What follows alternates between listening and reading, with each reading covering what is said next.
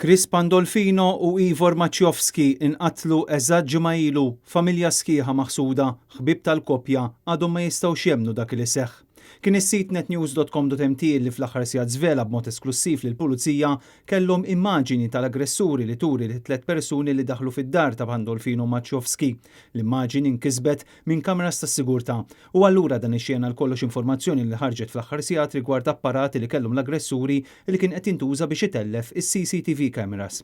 L-istess sorsi li tkellmu ma' Netnews ikkonfermaw ukoll il-karozza SUV li kienet użata biex il-qattiela jħarbu mill-post ma nstabitx fil-parkeġġ tal-Isptar San Luqa iżda fuq barra tal-binja. Il-vettura tal-lewn abjad kienet lokalizzata nhar is-Sibt u issa ġie stabbilit b'ċertezza li dawk involuti kienu 4 u mhux 3, b'wieħed minnhom jiġi arrestat. Meta l-pulizija għamlu rikostruzzjoni tal-fatti kif ġraw waslu għal konklużjoni li kien Pandolfino li fetaħ il-bieb meta l-irġiel ħabtulu, x'kien daħlu fuqu u issielet iżda kien kollu għal xejn, sparawlu 3 tiri fid-daħla ta' residenza. Chris Pandolfino miet fil-post. F'nofżin il-kommozzjoni kollha li seħħet fl-aħħa ta' berqa, Ivor Maciejowski tfaċċa fis-sular ta' fuq u sab li 3 irġiel ma' wiċċu u inqatel btir wieħed f'rasu bl-aggressuri jaħarbu mal-ewwel mill-post. Dwar dan il-każ għaddejja inkjesta maġisterjali mmexxija mill-Maġistrati Farrugia.